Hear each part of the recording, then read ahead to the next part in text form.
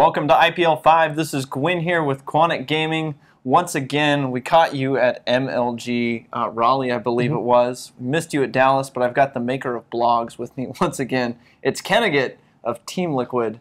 We had some great conversations last time, so I'm hoping we'll have some really cool discussions here again today. Sure.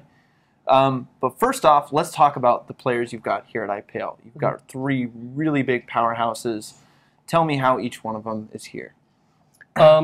So C qualified, and Teja and Hero, Teja got seeded really deep into the bracket, Right. and the way IPL is set up is because there's so many just amazing players and how difficult it is, just having a seed that deep works out, it's a huge advantage. It's amazingly good for you. Yeah. We knew Hero was going to have to play Stefano, most likely in the second round, so he basically spent all day yesterday watching all of Stefano's games, which, paid off. You can say it paid off. Some of it's probably both of their condition, right? Hero's really hot right now, and Stefano, I think he's still super strong, but I don't think he's as unstoppable as he was maybe 3 months ago. Right. So I think Hero was pretty confident going into that match. C lost his first game to Boong Boong, and then he beat he beat Genius, and now I think he's going to play Naniwa. Correct. Probably in on the stage. lower bracket.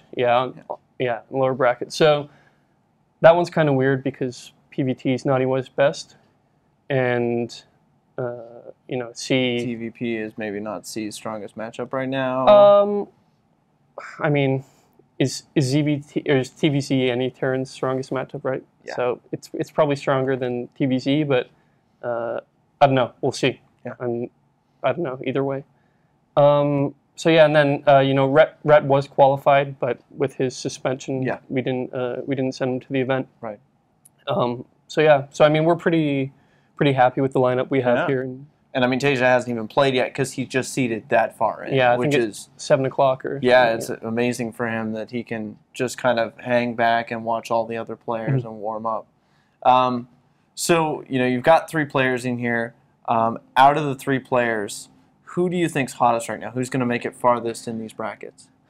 Well, Hero plays Seed next. Yeah, and PvP. Seed, it's PvP 1 and it's Seed who beat Hero at IPTL final in the Ace match. PvP historically hasn't been Hero's best, but if he wins, then I think he's got a really good shot to go really, really far.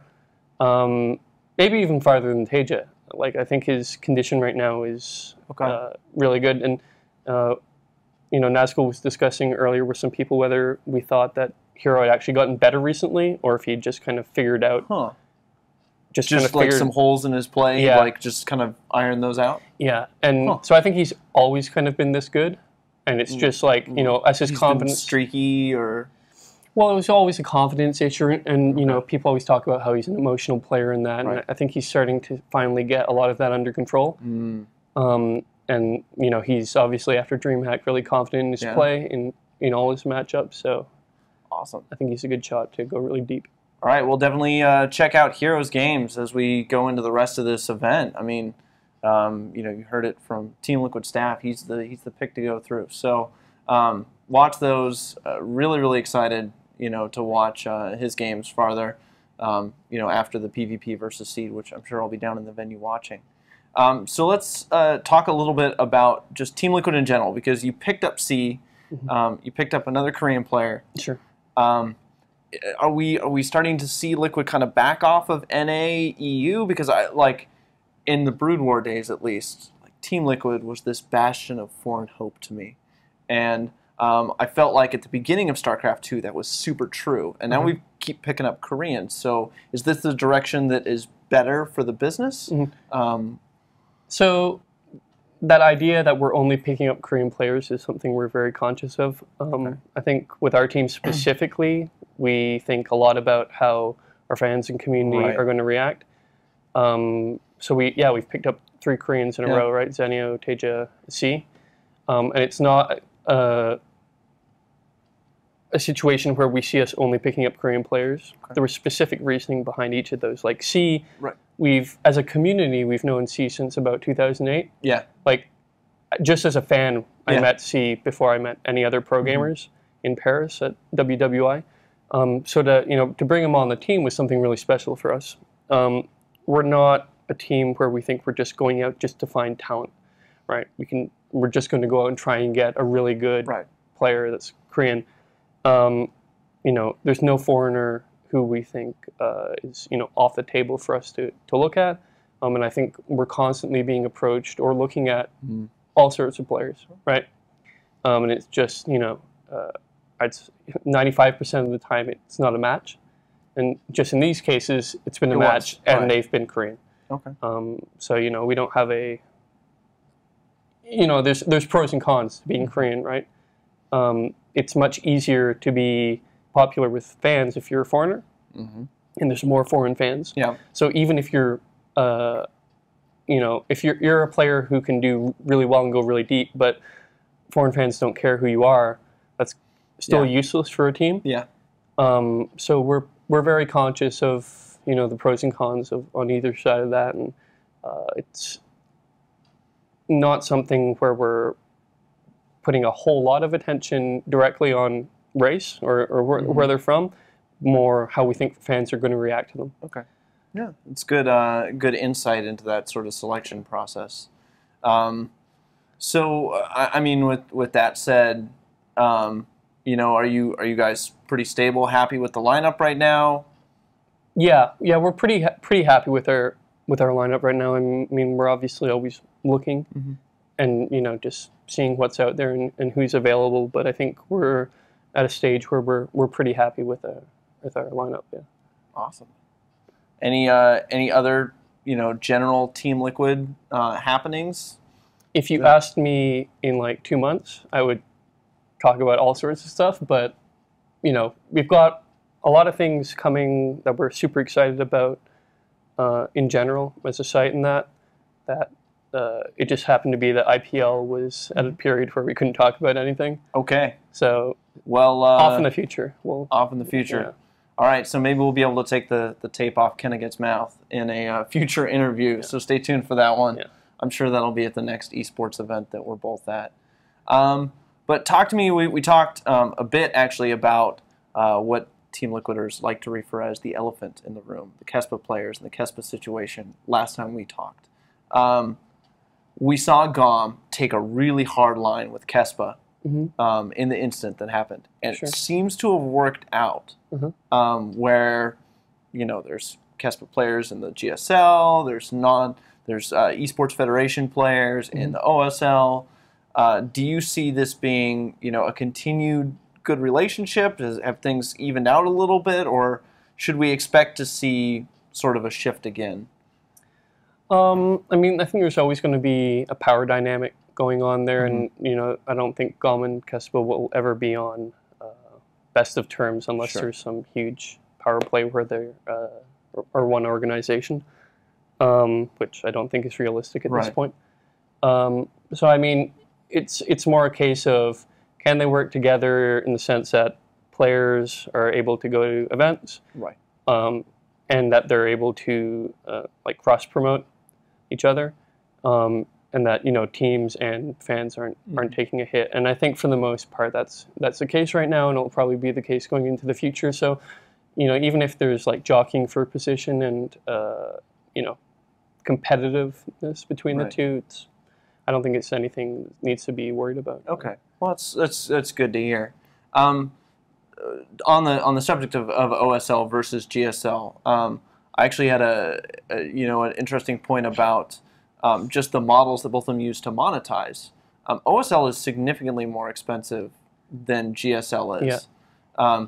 Do you think that OSL is hurting themselves, OnGameNet is hurting themselves doing that sort of model versus the GSL, the GOM TV model? Well, we don't know either of their financial numbers. Right. We don't.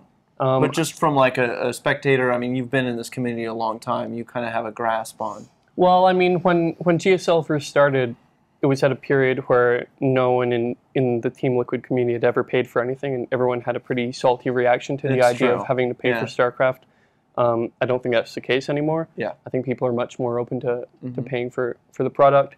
I mean, it's really hard to say because I think a lot of the people who had really strong loyalty to OGN back in the day are probably a smaller minority than they were, years ago, just because there's so many people that don't have the same allegiance, and they've been around when GOM was investing into the scene so much.